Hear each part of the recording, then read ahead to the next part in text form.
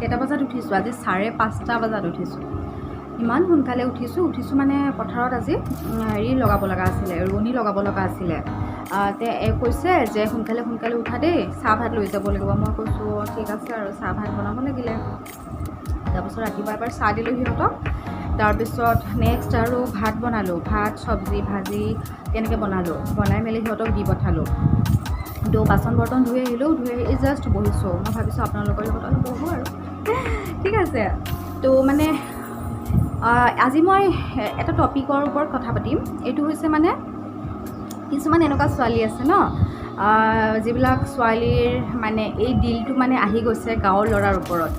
আৰু কিছুমান ধৰি লওক মাক দেউতাকো এনেকুৱা আছে যে ধৰি ভালে এখন ঘৰ পাবলৈ চেষ্টা কৰে ঠিক আছে যে ছোৱালীজনী ভাল এখন ঘৰলৈকে আমি কেনেকৈ উলিয়াই দিব পাৰিম সেইটো চেষ্টা কৰে মাক দেউতাকৰ মনতো সেইটো সদায় থাকে যে ল'ৰাটো যেন ভাল হয় মদ পানী নাখায় ঘৰৰ পৰিয়াল ভাল হয় তাই যেন বহুত মৰম পায় তেনেকুৱা এখন ঘৰ পাবলৈতো সকলোৰে মন ন তো তেনেকুৱা মাক বাপেক কিছুমান আছে যে গাঁৱৰ পৰিৱেশ কিন্তু মানে এনেকুৱা হয় ছোৱালীজনীক আমি দিব লাগে আৰু মানে পৰিয়ালটো বহুত ভাল তেনেকুৱা হয় ঠিক আছে তো তাৰে ওপৰত কথা পাতিম আজি কিছুমান ছোৱালী এনেকুৱা আছে কিছুমান ছোৱালী মানে মোকে ধৰি লওক আপুনি ঠিক আছে মই বিয়াৰ আগৰ কথা কৈছোঁ কোনোবা যদি ল'ৰা মোক চাব আহিছিলে মানে বিয়া পাতিবৰ কাৰণে যদি চাব আহিছিলে নহয় তেতিয়া মই ৰিজেক্ট কৰি দিছিলোঁ কিয় জানে তাৰমানে গাঁৱৰ ল'ৰা কিয় বিয়া হ'ম গাঁৱৰ ল'ৰা গাঁৱৰ খেতি বাৰীৰ কাম কৰিব লাগিব ইমান মানুহ ভাত বনাব লাগিব মই কিয় বিয়া হ'ম দেউতাই কৈছিলে হয় নেকি এনেকৈ তুমি বুঢ়া হৈ যাবাচোন বিয়া নহৈ পেলাই মই কৈছোঁ হ'ব দিয়া মোক আচাৰ কৰি ৰাখিবা আৰু যদি বুঢ়া হ'ম আৰু তথাপি মানে গাঁৱৰ ল'ৰাৰ লগত বিয়া হ'বলৈ মন নাছিলে দেই সঁচাকৈ নাছিলে তাৰপিছত হ'লোঁ গাঁৱৰ ল'ৰাৰ লগতে বিয়া হ'লোঁ আল্টিমেটলি বিয়া হ'লোঁ আৰু কিন্তু বিয়া হোৱাৰ টাইমত নহয় মানে যিবিলাক ল'ৰা আগতে মই চাব আহিছিলে ধৰি লওক গাঁৱৰ ল'ৰা কোনোবা চাব আহিছিলে মই ৰিজেক্ট কৰি দিছিলোঁ দুজন ল'ৰা তেনেকৈ মই ৰিজেক্ট কৰি দিছোঁ তাৰপাছত যেতিয়া মানে এওঁক লগ পালোঁ 10টা বছৰ পিছত 10 বছৰ আগৰ কাহিনীটো গ'ল এট্ৰেকশ্যনটো গ'ল 10 বছৰ পিছত যেতিয়া এওঁ মোক এদিন ফোন কৰিলে ফোন কৰাৰ পিছত যেতিয়া আমাৰ মানে ৰিলেশ্যনশ্বিপটো আৰু আগবাঢ়িলে তেতিয়া মানে বিয়াৰ কথা চলিলে তেতিয়া কিন্তু মই সঁচাকৈ কৈছোঁ মানে একদম অন্তৰৰ পৰা কৈছোঁ তেতিয়া কিন্তু মোৰ গাঁৱৰ সেই ফিলিংছটো অহাই নাছিলে সেই যিটো আগত এটা ভয় আছিলে যে গাঁৱৰ ল'ৰাৰ লগত বিয়া হ'লে মই কিমান কাম কৰিব লাগিব খেতিৰ কাম থাকিব কিবা কাম থাকিব সেই চব যিটো ভয় আছিলে নহয় এওঁক যেতিয়া লগ পাইছোঁ ন মোৰ সেইবোৰ মানে দৰ ক'ৰবাত দূৰত ভাগি গৈছে মানে মোৰ জানে এই চব মানে মোৰ একদম মানে ভয় অহা নাছিলে মানে কেতিয়াও মানে মই সপোনতো দেখা পোৱা নাছিলোঁ যে এনেকুৱাচোন গাঁৱত বিয়া হ'লে এনেকুৱা হ'ব মানে সেইটো খেয়াল অহা নাছিলে কিহৰ কাৰণে জানেনে একচুৱেলি আমি বিয়াৰ পিছতে নহয় কেইটামান বছৰ আমি গুৱাহাটীতে আছিলোঁ তাতে দুয়োটাই জব কৰিছিলোঁ দুয়োটাই আমি তাতেই আছিলোঁ তাৰপিছত কিবা এটা ঘৰুৱা প্ৰব্লেমৰ কাৰণে আমি ঘৰত আহিব লগা হ'ল মানে আমি একেবাৰে থাকিয়ে যাবলগীয়া হ'ল বাচ্ছা পাতি হৈ গ'ল যেতিয়া মানে আমাৰ মানে ঘৰৰ মানুহ যেতিয়া ঘৰবোৰ চাব অহা বুলি যে কয় ন ঘৰবোৰ চাব আহিছিলে তাতে আমাৰ তাৰো মানুহ আহিছিলে তাতে ল'ৰা এজন আহিছিলে ল'ৰাটো মই টিউশ্যন কৰিছিলোঁ জানে যেতিয়া সি ঘৰত আহিলে আহি পেলাই ইয়াতে চাই মেলি গৈ পেলাই কৈছে অ' বা তুমি তাত বিয়া হ'বা জানো সিহঁতৰ গোহালি ঘৰটো ইমান ওচৰত আৰু ঘৰ চৰবিলাক তেনেকুৱা তুমি কেনেকৈ বিয়া হ'বা তাত কেনেকৈ কৈছিলে তথাপিতো মই একো মানে এইটো কথা যে মই দেউতাকো সুধিম দেউতা সিহঁতৰ ঘৰ চৰ কেনেকুৱানো মই মানে একদমেই সোধা নাই মিছা একদম মই কোৱা নাই আপোনালোকক একদম সঁচা কথা কৈছোঁ দেই মই মানে একদম মোৰ ভয় লগা নাই একদম মোৰ একো মানে শংকাই নাই মই যে গাঁৱত বিয়া হ'ম মানে একো মানে একেবাৰে ভয় বোলা বস্তুটো নাই তাৰপিছত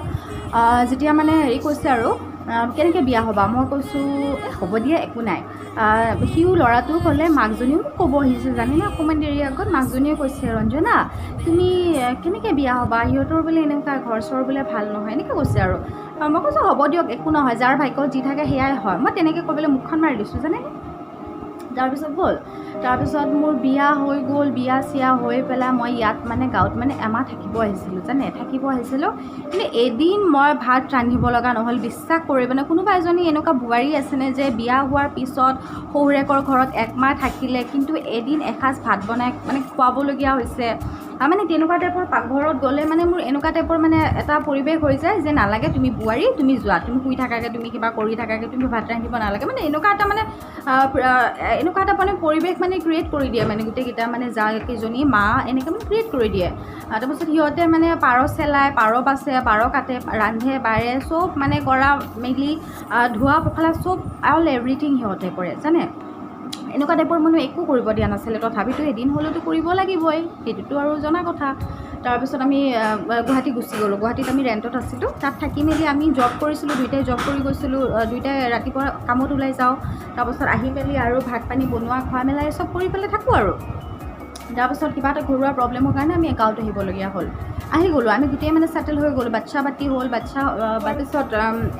যিখন মানে বিচনা নহয়, বাচ্ছাটোক মই থ'ব আহোঁ নহয়, শুবলৈ থ'ব আহোঁ নহয়, মানে ভয়ে লাগে ওপৰৰ পৰা কিবা পৰি যাব নেকি, কিবা ধূলি বালি চিটিকনি পৰি যাব নেকি। তাৰমানে ওচৰতে এটা পাৰ বাঁহ আছিলে জানেনে, পাৰ বাঁহটোত মানে পটি কৰি দিবলৈ মোৰ ভয় লাগে। বাচ্ছাটোৱে এনেকৈ শুই থাকিব, যদি পটি চটি কৰি দিয়ে লেতেৰা বেতেৰা হৈ যাব, তেনেকুৱা মোৰ ভয় লাগিছিলে।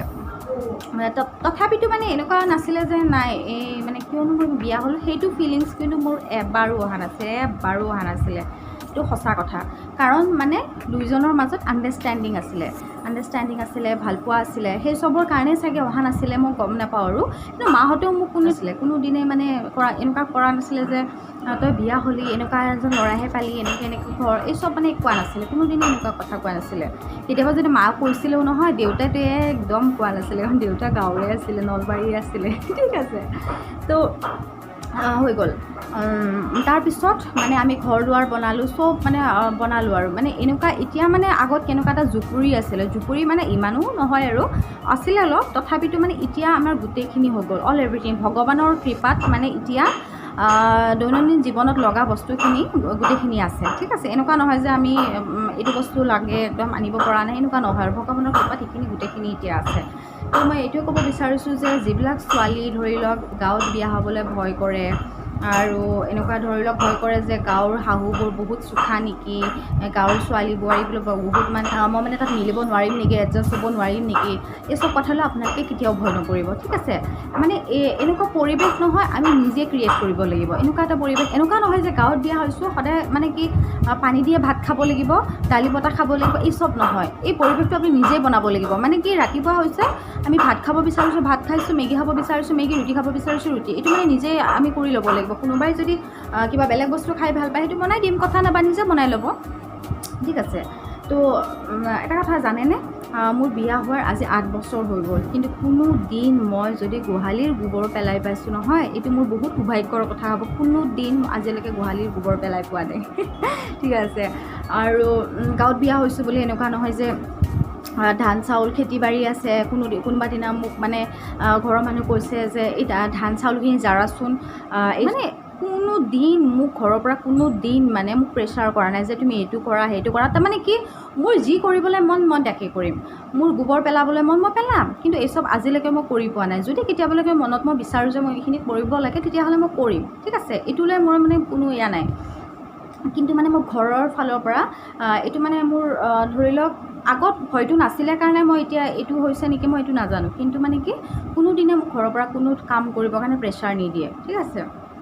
তাৰমানে এইটো পৰিৱেশটো নিজে বনাই লোৱা বস্তু হয়। এনেকুৱা নহয় যে মই গাঁৱত বিয়া হৈছোঁ, মই ইমান কাম কৰিব লাগিব, ইমান ভাত ৰান্ধিব লাগিব, পৰা নাছিলোঁ আগতে আমি ঘৰত 4টা পৰিয়াল আছিলোঁ, বনাইছিলোঁ কেতিয়াবা ভাত চব্জি, যদিও মানে নিমখ চোকা হৈছিলে, কম হৈছিলে, তথাপিতো মা দেউতাই মোক গালি পৰা নাছিল, কেতিয়াবা মন যায় নহয় এনেকৈ বনাবৰ কাৰণে। তাৰপাছত এতিয়া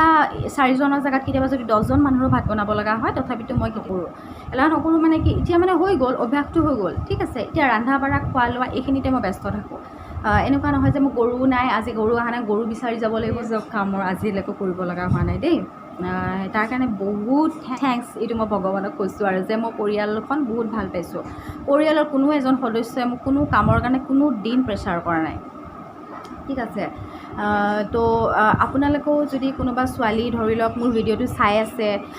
ধৰি লওক বিয়া হ'বলৈ ভয় কৰি আছে, গাঁৱত বিয়া হ'লে এনেকুৱা কৰিব লাগিব নেকি, তো প্লিজ আপোনালোকে ভয় নকৰিব, মোৰ ভিডিঅ'টো চাই আপোনালোকে প্ৰেৰণা ল'ব, ঠিক আছে। তো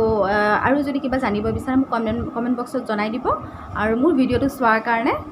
ধন্যবাদ। আৰু মোৰ ভিডিঅ'টো চাই যদি ভাল পালে লাইক কমেণ্ট শ্বেয়াৰ কৰি দিব, ঠিক।